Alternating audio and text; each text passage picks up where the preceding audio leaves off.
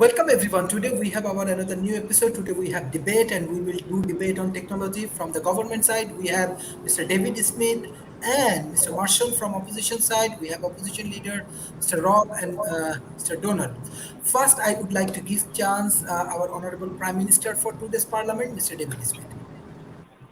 Well, Sharif, thank you, and to the constituencies of our government. Uh, Technology, the topic really is today is we are looking at whether technology is the answer to world peace or the problem. And I think that's a very interesting way to phrase the question because, like anything, technology can be used for good or it can be used for evil. And I think that's part of what we're trying to say here.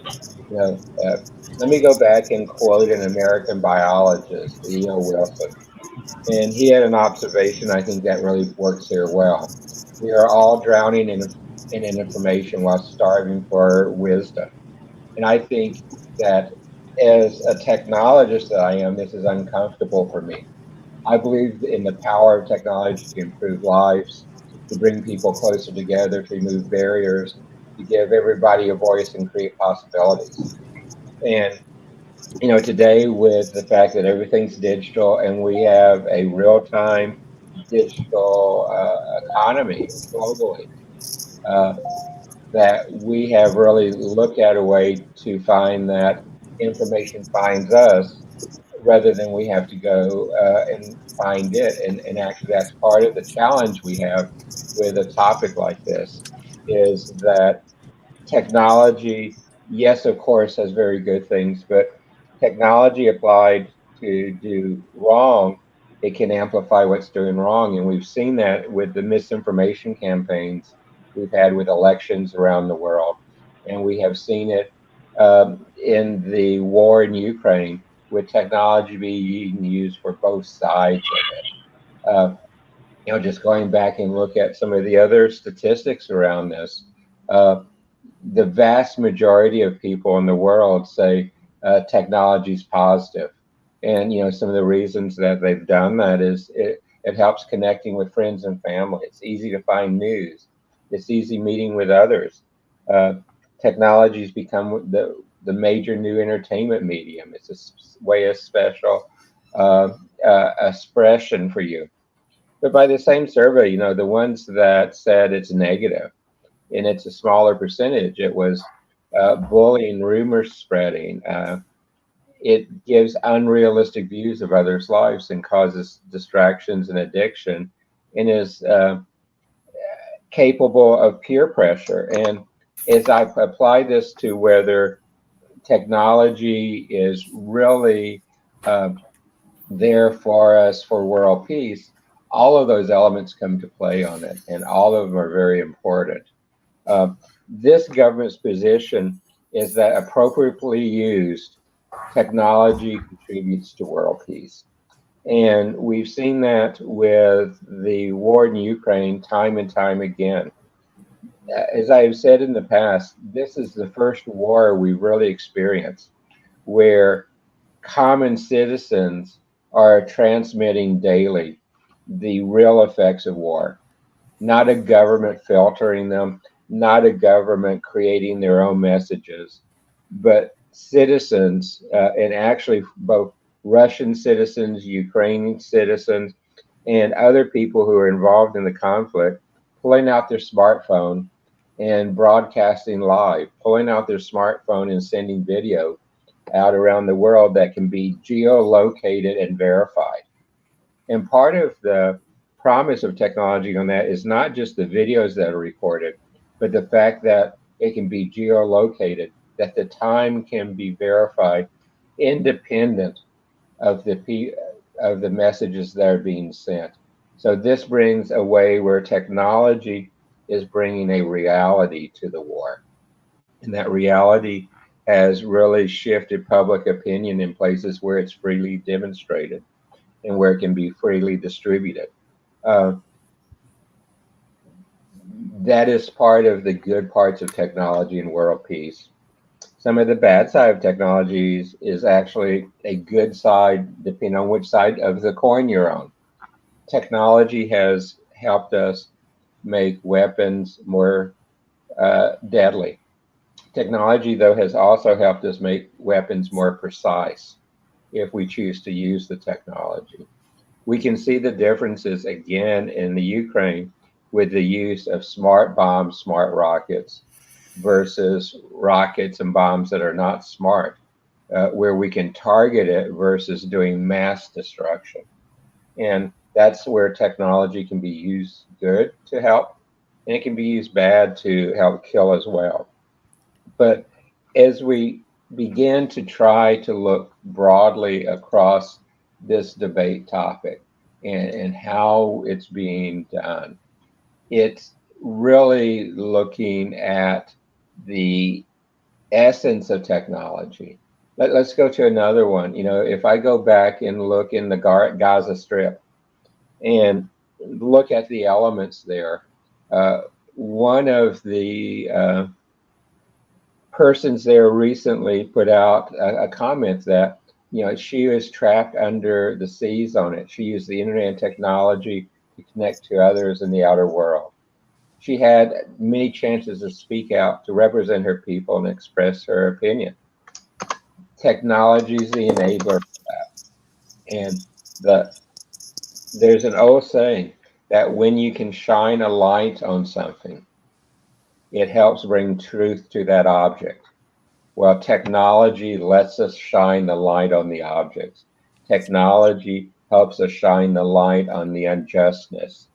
Technology is an equalizer when it's applied by the individual citizens without the censorship and the spins of a government. So, can technology help bring peace? This government says yes, but it has to be balanced with keeping it truthful and taking out the fake media that often has hit us in the recent past. So, Sharif, thank you for letting us having our initial statement. Thank you, sir. Thank you, sir. Now I request our opposition leader for today's parliament, Mr. Robin Dudley. Well, thank you for having me. We're taking the contrary position that technology is the problem for world peace, not the answer to it. And the evidence is, as David Smith, our prime minister, pointed out, is fairly significant on our side. He actually pulled out much of the evidence that I was thinking of using. But let's take a look at technology at its core. Technology isn't good or evil. It's simply a lever. Technology allows you to do more with less. If it's focused on good, then it'll do more good. If it's focused on bad, it will do more harm. Let's look at the application of technology historically. Going back to when nuclear power was created, what was our first use? It was to blow up a couple cities, doing massive death, and it did bring peace. The destroying your opponent is a very quick way to end a war. It is an unfortunate outcome, however, for the population and citizens of the planet. And as, of course, as nuclear power has advanced, we certainly used it to generate electricity, which was good. We didn't think about what we were going to do with the waste, which was bad. But as we used it to generate energy, we've continued to increase the yield of nuclear weapons to the point now where there are enough weapons to pretty much wipe out every man, woman, and child on the planet. Unprecedented in history. We go back 200 years, we couldn't do that. We go back 100 years, we couldn't do that. Hell, we go back 80 years, we couldn't do that. So our technology has made us fully capable of ending us as a civilization. That's, if you're a member of the human race, is bad. If you don't like humans, it's something else again. If you look at how we've handled space exploration, we know full well, and we have the data that says when an advanced civilization descends on a civilization that's less advanced, say the European settlers on the Native American Indians, it ends really badly for the lower tech indigenous population. Yet when we discovered our ability to broadcast to the universe and tell what may be advanced civilizations that were here, how much time did we spend preventing what we knew was likely to happen when those advanced civilizations arrived on the planet? Now, I'm not a big believer in being invaded by aliens. I'm just pointing out that technology can be used for good or bad, and we have a nasty tendency of picking the latter as opposed to the former. Look at global warming. We have a lot of discussions with regard to global warming or climate change, which is the more politically correct term right now. We know full well that technology is driving climate change. Could we use technology to mitigate climate change? Sure. Are we spending anywhere near enough to develop that technology so it affects the world timely? Not really. In fact, in the current crisis, we're actually increasing our production of fossil fuels and pollutants, putting more in the air now than we were a few months back. So our use of technology is not being applied to make the world a better place. It's being applied right now in the most convenient way possible, and it's making the world a worse place to live. But we're focused on peace. So let's look at the application of peace. I did use the example of nuclear weapons as a way to end a war. But if we're watching the war in Ukraine, and David Smith did point out that we have this great technology that allows us to do precision bombing and precision missile launches and attacks. And of course, we don't see any of that technology being used in the Ukraine at the moment, at least not by Russia.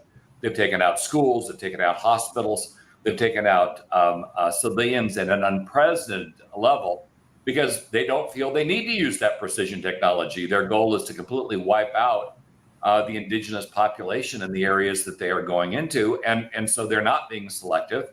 They're using the power of technology to do the utmost damage as possible, but not using the benefits of technology to limit the collateral damage to women, children, medical personnel, first responders, people that aren't fighting. They want to kill those people, so they've turned that technology off. But that showcases a level of immaturity in the race that makes it so we perhaps should not be using technology without some kind of oversight or control, because we clearly, like a small child running with scissors, don't have our best interests at heart, and that's problematic. We look at petrochemical industry alone, which has caused wars over and over again. The war in Iraq, in particular, was a war to make sure there was a adequate control over petrochemical supplies, which were at risk by Iraq's activities at the time. Starting a war, no evidence that technology in that particular case, with regard to, with the exception again of using them to kill the opposition off, being used to actually end it. And as we look at the war in Ukraine again and the negotiations, there's no evidence of technology being used to drive peace at the moment. I mean, other than the fact that Russia's idea of peace is to wipe out every man, woman, and child in Ukraine, and presto changeo, you've got peace. But if we use technology in that regard, if we use technology as a weapon against everybody that disagrees with us, there are going to be very few people left on this planet when we're done. Clearly, if we were going to use technology for peace, our focus on weapons would be far more on defensive weapons than they would be on offensive weapons. Offensive weapons are not a weapon of peace. Yes, mutual destruction can be argued as a way to maintain the status quo, but mutual destruction does beg the question of what happens if somebody actually punches one of those damn buttons. We've just simply assured that there'll be nobody left standing on the planet when it's done. That is not a good use of technology. In fact, when we've had anti-missile systems, we've often negotiated them away with the idea that somehow not having a defense against these missile systems does in fact create a bigger problem for us than having the missile systems themselves. That is really bad thinking, in my view. If we really want to make a technology a force for peace, then our focus should be on making technology a force for peace. But look any place. I mean, even try to find articles on technology being used for peace. They're completely overwhelmed by articles and coverage on technologies used for war. I mean, there are entire books, sections on weapon systems and AI and whatever. I mean, if you look at the Russian AI developments alone, they're frightening. On this new level of autonomous weapon systems that you can throw up there and they can pick their own targets and destroy them. Did anybody not watch Terminator? I mean, it is almost like we look at a lot of these movies that are meant to be entertaining, and somehow we're seeing them as to-do lists, and that is not a good use of technology. So right now, the way we're using technology is not driving peace. I mean, clearly, we've now got what looks like World War III occurring on the planet, and we've got the most advanced technologies we've ever had. And it hasn't mitigated that war in one bit. We've actually tried to apply technology in terms of economic sanctions to prevent the war. To a large extent, if you would ask the Ukrainians, to date, it's been relatively ineffective. And clearly, the Russian government has used technology to suppress its population, which may or may not be in favor of the war because information coming out of Russia is suppressed. And it looks like they're in favor of it, but they may not be. Hard to tell because technology, instead of doing what's right, making the opinions of the citizens transparent and visible, is suppressing those opinions and suppressing the citizens. Those people that demonstrated against the war in Russia, technology was used to identify, locate, lock them up, put them in prison, take away their voice. That's not the application of technology for peace, because if you've got a despot that's running a country badly, and that despot can use technology to control, basically to control its citizenship, then it's the despot that's driving the overall effort, not the people of the country. And when that happens, whether it happens in Nazi Germany or it happens in Russia today, that's a bad thing. In fact, looking back at the war in Germany, that was a war of technology. Germany was looking for living room. They needed more material, more capability to support their economic and industrial engine. When Japan entered World War III, it was because they were blocked from getting the materials that they need to build their war engine up. It was a fight for resources, and those resources were not needed when they weren't technological countries. Those resources were critical when they became technological countries. So the end result was the technology not only created the impetus for the war, it created the very mechanism in which the wars were fought, ending with a nuclear exchange, the first and hopefully only one we'll ever have, but I have my doubts, in the history of the planet. So technology, while it is not good or bad, and while it could be used for peace, we've shown a nasty predilection to use it for war, for killing in large volumes the people of the planet. I'll give you one more example on the pandemic. What happened with the pandemic? A disease broke out in China. What did China do? They used technology to cover it up. Did they use technology to try to mitigate it? Yes, but how did they first use technology? They used it to cover it up so the rest of the world wasn't prepared. And a pandemic that could have been contained, a disease, a virus, that could have been contained in China is now a worldwide threat. And why is it a worldwide threat? Because of technology. Jets move people from place to place. News coverage was at best mixed and convinced people not to get vaccinated, convinced people not to wear masks, convinced people their freedoms were being violated. And so instead of getting the populace of the planet to move against the pandemic as they should have, a good chunk of the populace actually supported the pandemic and helped it spread because of the media. Technology, again, being used against the citizens of the planet. So as it is currently being done, technology is not being used for peace. In fact, it's not even being used in its mass for the benefit of society. It's more often used for harm. And unless that is changed, we're going to have some very serious problems. So the opposition says that based on our history of technology use, technology is the problem. It is not the solution to world peace. Thank you for your excellent speech. Now I request Minister for today's Parliament, Mr. Marshall. Oh, thank you, Sharif. Thank you, fellow members of our Parliament, and my kudos to our Prime Minister. I think the opposition has a valid point in many ways, but I also think they're off the mark in many other ways, especially for our citizens. Technology, as he acknowledged, is neither good nor evil, but it can be used for both. It's like anything else in life. It's true that we have technology that can eliminate the human race in terms of atomic weapons, but not just atomic weapons. We noticed that in the war in Syria, the Russians introduced, along with the Iranians, weapons of mass destruction using chemical weapons. That's already been certified by the UN.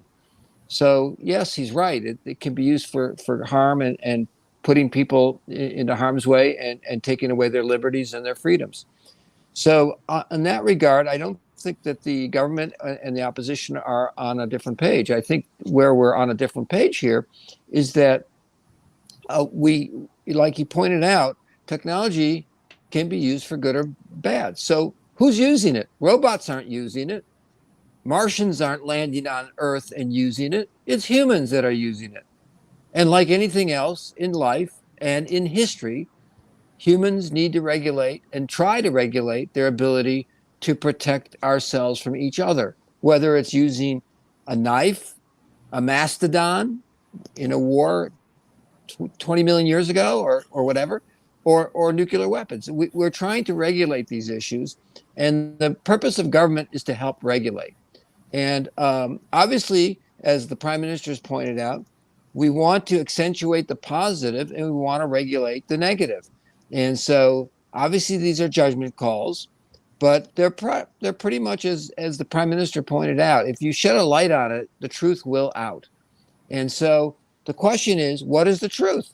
The truth is that technology has been used for many positive results, and as the opposition has pointed out, for many negative results. The question is, what does the population want? Do we want to get rid of all technology? Do we want to stop schools from using computers? Do we want to stop doctors from applying technology in their practices to help people or to perform surgery? Is that what the opposition is recommending? I certainly hope not. Especially if he is in need of surgery or one of his loved ones, I'm sure he would welcome that technology to be used.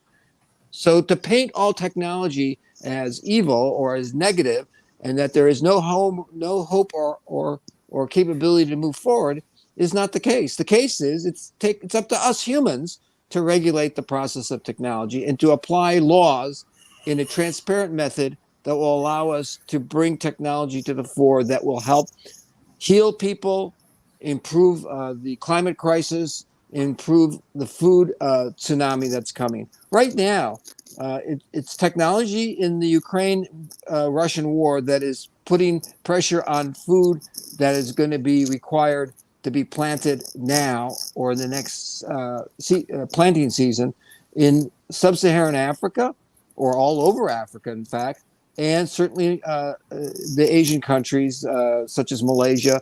Malaysia today just introduced a blockage of selling chickens to Singapore. This is the food crisis. The tsunami is coming. But what can solve some of these issues? Food and technology is not the issue.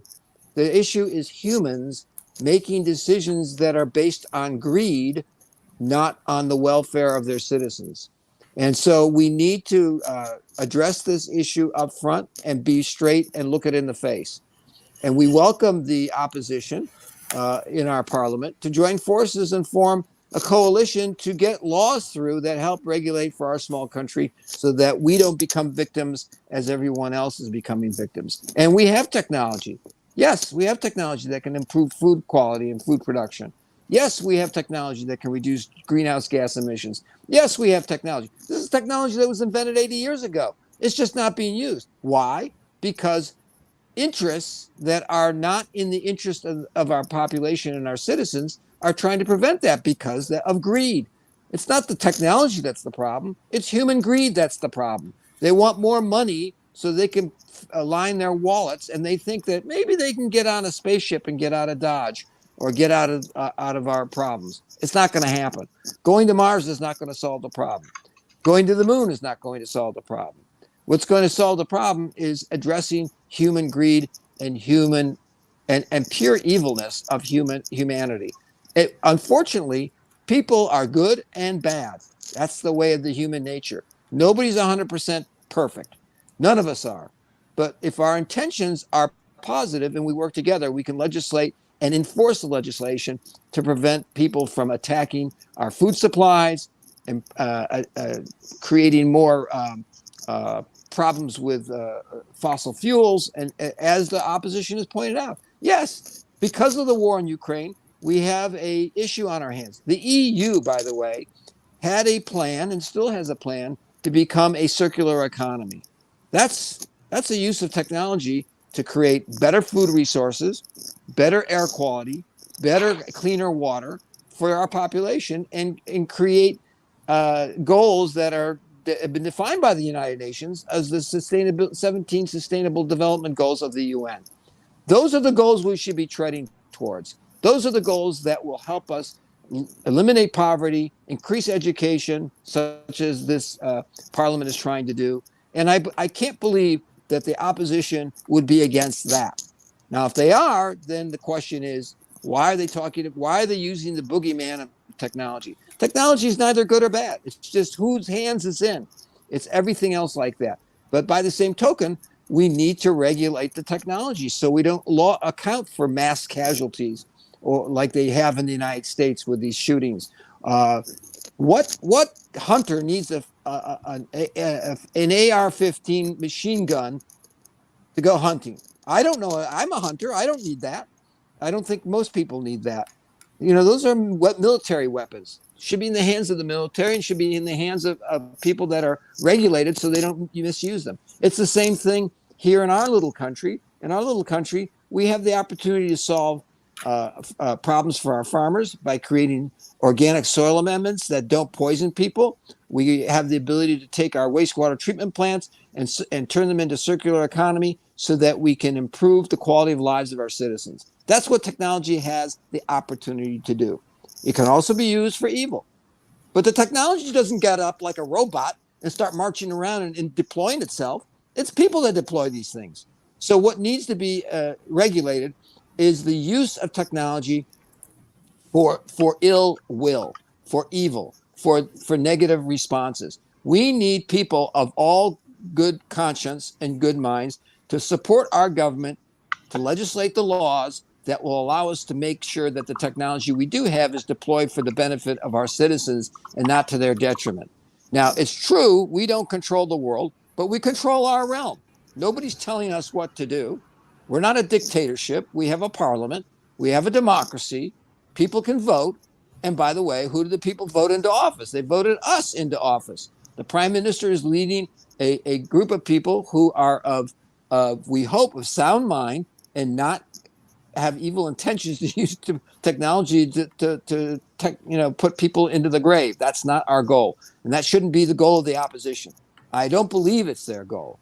I think their goal is good intentions, but they have to step up to the plate, join forces with the government, help us legislate laws that regulate technology, because like anything else, what are we going to do? We can stop people from driving around? You can use a car to kill people with. So you're not going to allow our citizens to drive? What are they saying? This is ludicrous. This doesn't make any sense, what the opposition is saying. I understand their rage and their outrage by the use of technology for ill will. I totally agree with them with that regard. But the solution isn't to get rid of technology. Otherwise, you're not going to, your loved ones aren't going to be able to have transplants, or we're not going to get MMR technology to solve the pandemic. What are we going to do? Allow millions, hundreds of millions of people to die from a disease? Yeah, okay. It was started in one place. It can go from another. It's not the only one that occurred.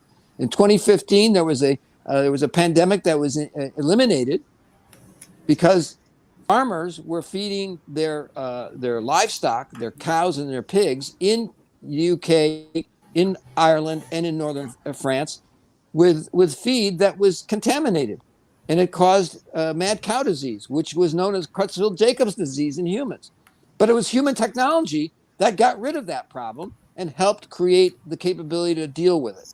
So what are we going to do? We're going to eliminate technology because the opposition says that's what we need to do. What are we going to do? Just give up our hands, throw up our hands and give in?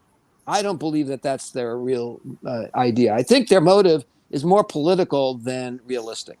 The realistic view for our citizens of our country is to embrace technology for the good, but have it regulated in a format that allows us to maintain control, that allows the democratic forces to maintain control over the use of these technologies.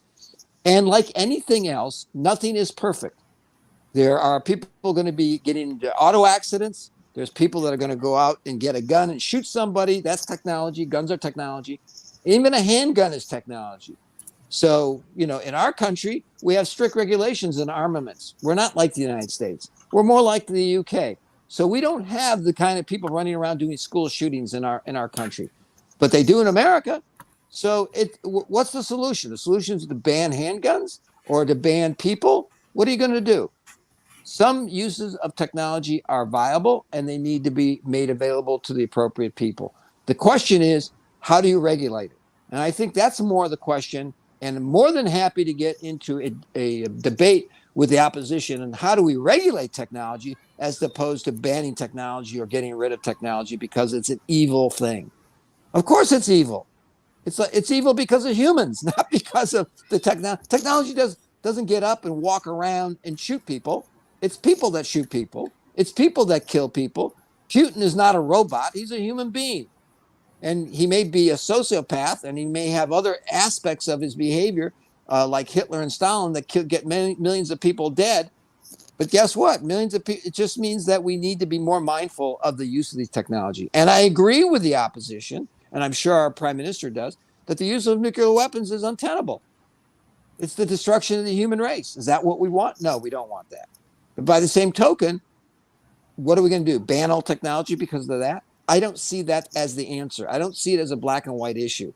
I think the government here, as the Minister of Technology, by the way, I think what we need to do is to propagate the use of technology for the betterment of our citizens and of mankind as a whole. Our small country can be a beacon of hope for the rest of the world.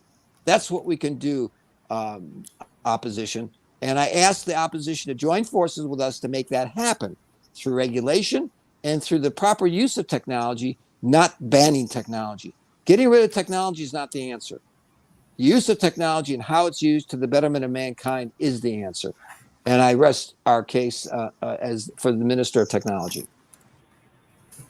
Thank you, Honorable Minister, for today's Parliament. Now I request our Opposition Deputy Leader, Mr. Dolan.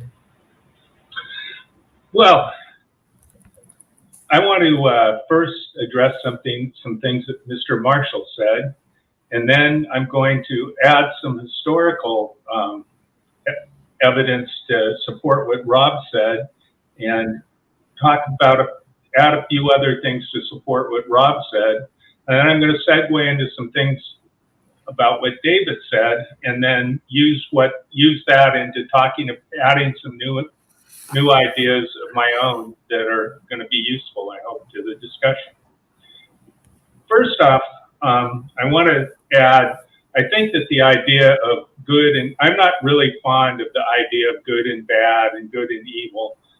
There's a lot of perspective depending on who you are, whether things are good or bad or good or evil. But I think if you listen to Mr. Marshall, he is talking about regulation and all of these things. Do you regulate people going and helping homeless people? Do you regulate people being kind to each other? I mean, would we sit here and have a discussion about how awful it would be for people to be starting new educational institutions, people developing new means of educating people showing kindness to people? No, we wouldn't, would we? We're talking about regulating something. We're talking about needing to regulate something because ultimately it is a problem. So, early societies, hunters and gatherers, early societies that didn't have technology, we tend to look back at them as primitive. They didn't really have what we had. But the research, to the degree that we can find out, finds that they worked fewer hours. They were, to the ones that were still existing when we had the ability to be able to study them, they worked fewer hours per day. They had basically happier and more fulfilling lives than we do. It's not clear that technology has really made things better for us. So the argument that technology makes things better for us I think that Rob's example of running with scissors is a very good one. We're kind of building a house of cards. It's useful to say that our technology is going to keep solving our problems, but even talking about the idea that going to Mars isn't really going to work and that it's a human problem, I think we're talking about one of the problems that we're talking about technology, because technology is taking scientific advances and then using engineering to take those scientific advances and apply them to human uses. So you can't have technology without the human use of technology. So you can't separate out how human beings use technology from technology itself. I mean, they're intertwined with each other. And so the way I wanted to segue into that is a lot of people don't realize that for almost 300 years, all the way up until World War II, more than that, more than 300 years, the primary economic engine of Europe was war. And the driving force for the Industrial Revolution was making guns. The British Empire made guns, and they sold guns to places all over the world so that they could basically fight with each other. And what wound up happening is that they would stoke wars in various places between Muslims and Hindus and Hutsis and Tutus or whoever they could possibly do it, and then they'd sell them guns. And so and then internally in Europe, there was wars between Catholics and Protestants and various Protestant sects and various all kinds of people would fight wars with each other. And that was an economic engine. They'd make money doing wars. And that was really the economic engine of the Western world for many hundreds of years. And that was the driving force for the Industrial Revolution, not making cloth and things like that. That's a story that was told after the fact to paint over what actually happened.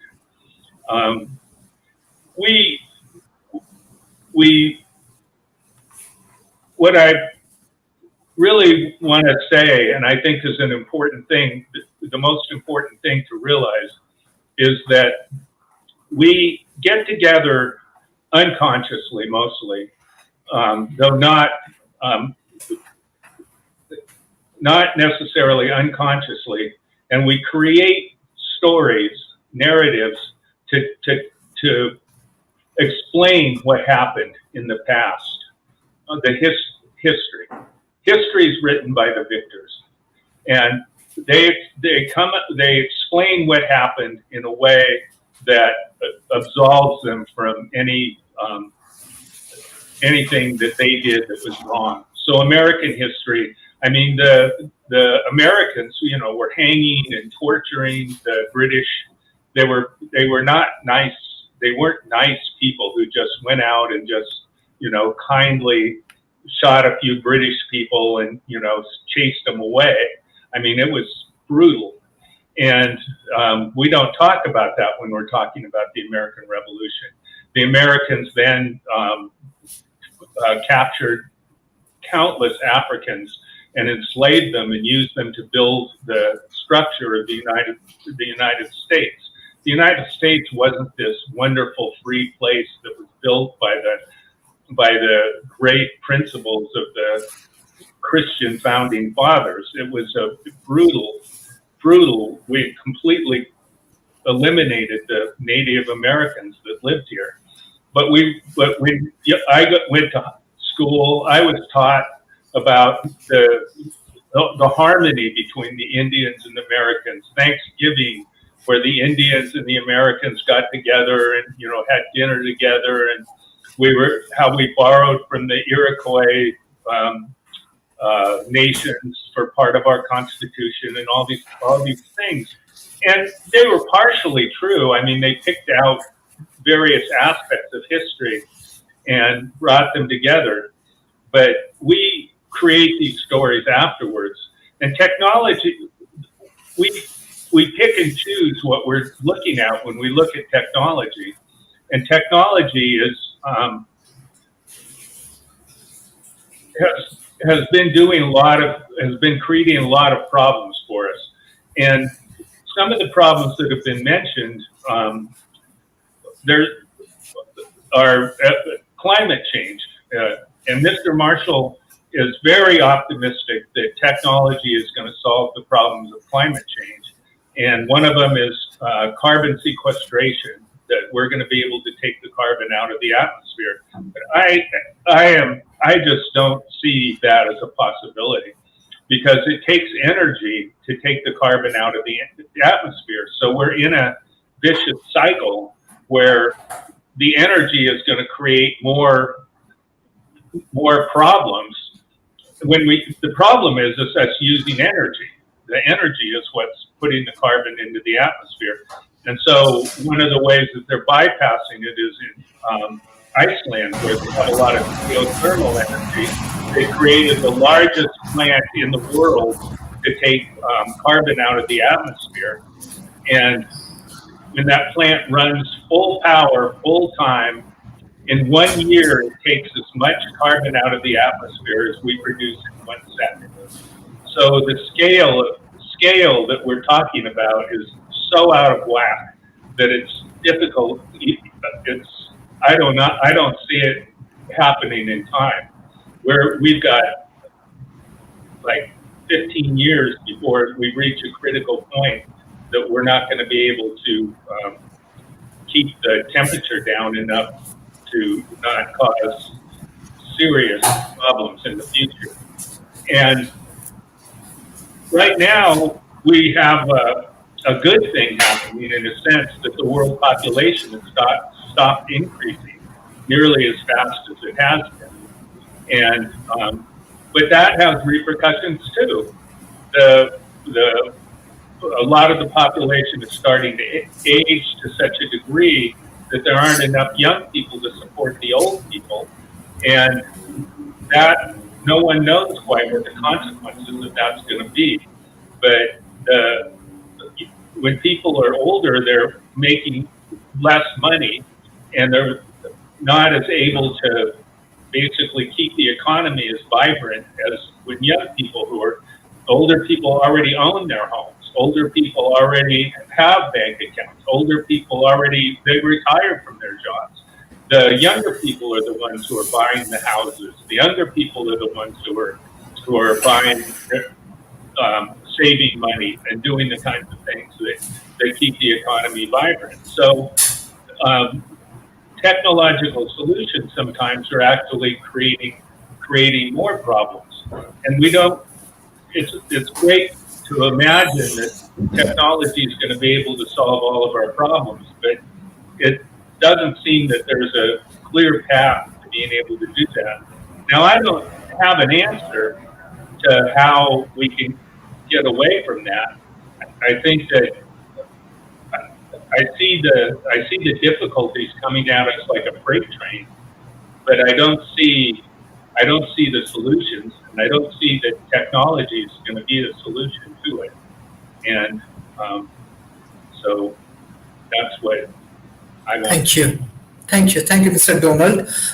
Now I want to go for the closing remarks, but how I see the body language of Mr. Marshall, maybe he has some obligation. So in that situation, you can raise point of informations and point of order if it violates the law of this debate. But in between the debate of Mr. Donald, you should raise point of informations for him or he. And now actually I have to go to the closing remarks, but it's one of our parliamentary format.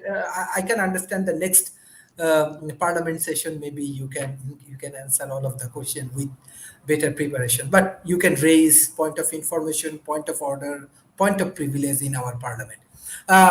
Mr. Rob, I think this debate is very much complicated and very interesting for our audience. I directly want to go for the rebuttal round from the opposition leader, Mr. Rob. So the question before us is technology the answer to world peace or the problem? And our position is it's the problem, it's not the answer. And the focus really has to be on peace because that's the nature of the argument. The opposition jumped up and Mr. Marshall said that my goal is to get rid of technology. That's not the question before us. The question before us is not, can we get rid of technology or can we keep technology? That's not what we're proposing or even arguing. I'm of the belief there's no way to put the genie back in the box. I mean, we're not going to go back to the Middle Ages and dump all the technology we have. Things would end really badly. The technologies of that time would not support the population of this time. It would be ugly. That's not the proposition, and it would actually make things worse. So the elimination of technology isn't an answer. But the question before us is can we use technology for world peace, or do we need to look at technology as an impediment to world peace? And right now it's an impediment, and it's clearly an impediment because the war in Ukraine is a war of technologies. So what you're seeing on the battlefield are not people running around with sticks and rocks. They're running around with munitions, many of which are banned by the various world regulatory organizations against civilians. And clearly Russia's looking at those bans and laughing hysterically as they blow up apartment complexes. So the goal here isn't to get rid of technology. The point is to argue whether it helps world peace and whether it doesn't. Mr. Marshall did point out the same thing that I did. The technology is neither good nor bad, but it's related to people. But we are people. No matter where we go, there we are. I certainly agree with Mr. Marshall. If we get rid of all the people, then we don't have a technology or war problem. But I would also say the purpose of government is not to get rid of people. Mr. Marshall also said the purpose of government was to regulate. No, that'd be like saying the purpose of a police force is to shoot citizens. Yeah, police officers do shoot citizens, but that's not their purpose. Governments do regulate. That's not their purpose. In a nutshell, a government's purpose is the care and safety of its population, really assuring that that population is safe, that they have adequate food, that they have adequate medicine, that they have adequate ability to fulfill their lives and have a long and healthy one. And if we look out in the world, we can certainly point to a whole lot of governments that aren't doing their job. In fact, you would argue that as we look across the world, the governments that are doing their jobs largely exist in a few small countries in Europe and almost nowhere else based on statistics. I mean, the United States is the most technologically advanced nation on the planet, and it lags much of the world in education, in healthcare, and the very things that government is supposed to do well, it's really bad at. But in technology, it's really good at. And if the two things were in sync, that disparity wouldn't exist. And is the U.S. using technology to drive world peace? Well, certain administrations have tried. The underlying concept is certainly there. But how is technology being used to drive world peace? Well, mutual destruction. The policy of assured mutual destruction is the strongest policy that the United States has to assure world peace. But think about that. It is a policy that bets on the fact that you have a button that nobody's going to push. And as much as we all admire Chairman Putin, and I say that sarcastically, I do not have a firm belief that he's not going to punch that button. And yes, granted, that outcome will probably drive world peace as we have a rock that's completely destroyed circulating the planet. I mean, no people, you certainly have world peace. And there goes that speaks to the problem. Because again, no matter where we go, there we are. We cannot remove people from this equation. And as long as people abuse technology, then technology is a problem that has to be solved. And talking about the problem, how do you solve a problem? You look at the core of the problem and then you put in place policies to mitigate it. And where is that happening? Where are we trying to put in place policies to mitigate the use of technology? Well, Mr. Marshall brought up the shootings in the United States. We have technology that can isolate a shooter. We have technology that we could secure a school. It costs about $400,000 to secure a school, fully secure a school against a school shooter. It's nothing to do with taking away guns, nothing to do with the other stuff, and we know how to deploy it because we've deployed it in certain schools. Is it deployed globally? No. Are we funding the deployment of that throughout the nation? No. Where is the argument right now? The argument is on whether we should take technology away from people in mass to assure that the people that aren't supposed to have that technology won't get it. And how is that going? And in the whirlwind effort to remove guns from people over the last 3 decades, we have sold more guns in those 3 decades than we did in the centuries before we started the underlying effort. That, once again, pointing out that yes, technology is neither good nor bad. It is a lever, but humans continue to misuse technology to do harm. And if we don't recognize that as a problem and directly mitigate it, then we're not going to get to world peace. We are eventually going to get to the point where we destroy the civilization. So it's humans that we absolutely agree with the government on is the problem. But where we differ is we need to deal with that problem. We can't just say, okay, it's people. There's not a whole heck of a lot we can do about people. So let's just deploy technology and hope that at some future point the technology we deploy will do more good than evil. And that hope and prayers thing isn't working in school shootings. It's certainly not working in government, and it's not working in world politics. We actually have to act. We have to go through the process of analyzing the problem. We have technology to do that.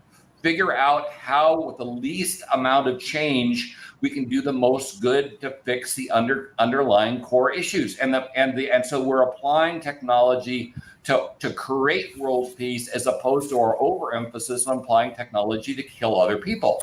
And we are fundamentally not doing that right now. So if we would agree with the opposition, we would agree with the government that people are the problem. What we are suggesting and arguing is that we focus on that problem and figure it out a way to fix it. And it's not going to be removing technology, which I don't think we could do if we wanted to, and would probably make things worse. And we would undoubtedly use technology to do that.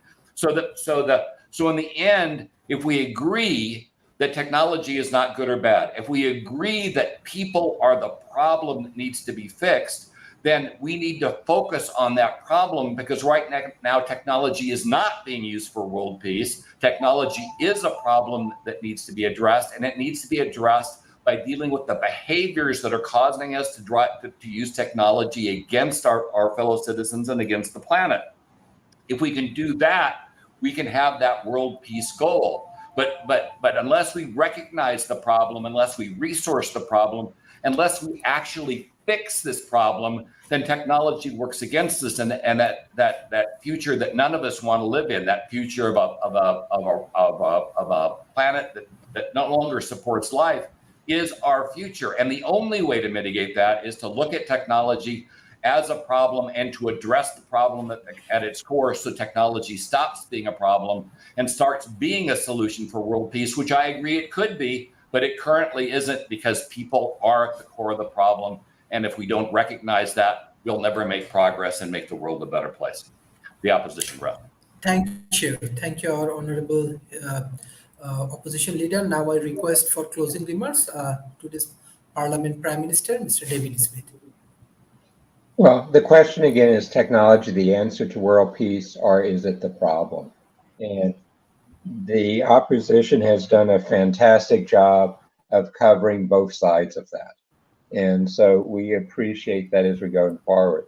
To me, part of the problem is the definition. Donald gave us a definition of technology. It's science enhanced by engineering to solve a problem. My definition of technology is the application of knowledge to achieve a result. But let's go back. Fire. Fire is a technology. Fire gives us the ability to heat food, to heat our houses, to survive. Can fire burn down a house? Yes, fire can burn down a house. So we see from early times, before we thought of technology as being only a thing, that technology has good and bad. Now, let's just look within our own country and what we have done as a legislature, which is very interesting. We approved the Malaysian Remote Sensing Agency and the National Space Agency just a few years ago. And why did we do that? If we go back then, our Minister of Energy, Science, Technology, Environment, Ye Bing said that the NYSA would focus on technology, infrastructure, strategic space application. It would take the technology of the comprehensive satellite data and information systems to assist the public agencies in affecting the environment, natural resources, food security, disaster management, and climate management.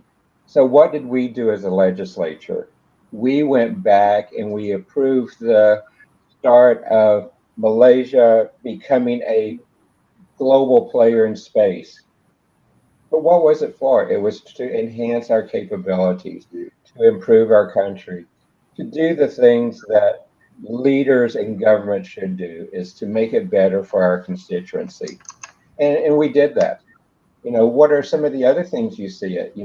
Technology has allowed significant progress in many, many different fields, including education, business, healthcare, our workplace, the government, the way we conduct commerce in our nation, how we work with the rest of the world, and how we're a global player in solving the many problems that are there.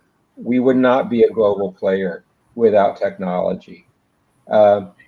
And we involve a constant process of replacing old technologies with newer, more efficient ones. This ensures that our lives are more accessible and made a really rapidly growing digital world.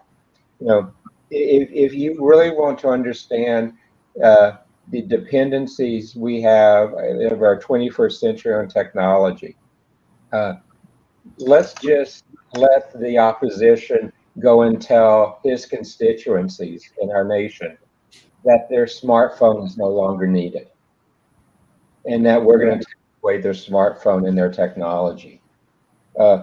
We would see a revolt in our nation. But that smartphone technology has actually helped us address many of the things that the opposition has said as the challenges. Can technology be used in war? Yes. But what's funny is technology has helped us many, many times from going to the extremes of war. And we're seeing that in Ukraine. The early usage of technology for good, the early smartphone video, the early ways we can communicate and put coalitions together to put sanctions, to begin to change century-old biases in Europe and to become allies with the Ukrainians to slow the war. Without this type of good technology, Ukraine would have been defeated. Millions would have been killed, and the country would have been flattened. But we're using technology to let the world know what's going on and to slow down the leader who has gone off track. And we're seeing that used time and time again. One of the things I would like to put on the table, though, in directly addressing some of the things that we said, is that I'm going to go back to an old quote from Albert Einstein, and it was on war. I know not with what weapons World War III will be fought, he said, but World War IV will be fought with sticks and stones, unless we can use technology not to have World War III. And so can technology be used for good or bad? Yes. Can technology help with world peace? I think we've seen examples of it. Can technology by itself solve world peace? No, because we're in a complex system. But we've seen in our small nation fantastic applications of technology to make our lives better. We've seen fantastic applications of technology to make us smarter, to bring up the economy in our nation, to bring up the quality of life for each of our citizens.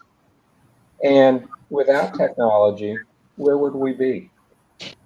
Can we close our eyes to technology? No. Can we take it off? No.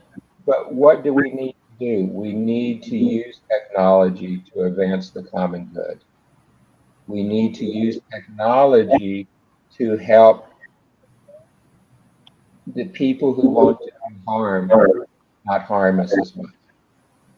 So can technology promote world peace? 1000% yes. Can technology be used at a disadvantage? 1000% yes. But we argue that if we go back and take away fire, where are we? If we go back and take away steel and the tools we use for our agriculture to increase the ability to produce for the masses, where are we? If we take away the industrial age and our ability to manufacture, where are we? And now, with our great nation looking at using space and the technology of space as a way to clean up our environment, to produce greater efficiencies for our nation, do we go backwards? No. We as leadership must ensure that we use technology for good in our nation and that we use it for the common well-being of our citizens. And that is the government's position. Excellent, excellent. Today's debate actually all about World Talent Economy Forum. Yes, technology has good thing, technology has bad thing. In 2000, like when actually COVID come, so we start this World Talent Economy Forum. Mr. Rob was second speaker for World Talent Economy Forum. So I have a great respect for everyone because everyone support World Talent Economy Forum. So in social media, we can use in two ways, like World Talent Economy Forum, how we utilizing. I can say at least in Asia, it's create a huge, meaningful impact. Uh, we are working with many countries, government agencies, and academy, and we become the example for World Talent Economy Forum example for Asia Pacific. On the other hand, mm, uh, my many students, especially guardian, they complain technology actually, especially social media, create a lot of problem for their children. So after a lot of complaint, I decide, okay, how can I create a meaningful content for my students and it become example for them. So we make it. So we have both of the options. We can make it positive way, we can make it negative way. So I believe that technology has both of the options, but it's depend on people. That is important. People can make it good or people can make it bad. So that's why I request already in Malaysia, we start with a group of companies with our own campus, Malaysia, Singapore, India, Bangladesh, Rwanda, and UAE. We started our own campus from online. We are moving with this offline. And I want to invite all of our speakers, those who join as the speakers, you can teach in real time. We are actually developing Industry 4.0 based different courses. So you can teach students, you can engage with industries, uh, and definitely it will be very, very professional environment. You will be happy. We get a very good campus in Malaysia, and these are the countries. We start with 2,000 students. We start our operations, and that is the way. Well, actually, I'm not a rich man. I do not have good very big investment, this that, but definitely with consistency and with some good example, I can say that World Talent Economy Forum become a very, very good example, especially in academy area. So I want to give special thanks to our speakers, those who continuously support World Talent Economy Forum. And beside that, I want to invite you all in our campus. Definitely, I want to invite you all in our campus in offline. Uh, and you can join in both way. You can join online, and you can teach our students. We are preparing our campus and our students. So I believe we can engage with more students, and this is the way how actually positive things move forward. And beside that, I request all of our audience, because those who support World Talent Economy Forum, please share our content. It's 100% free for you, and we want to create more good example for our developing world.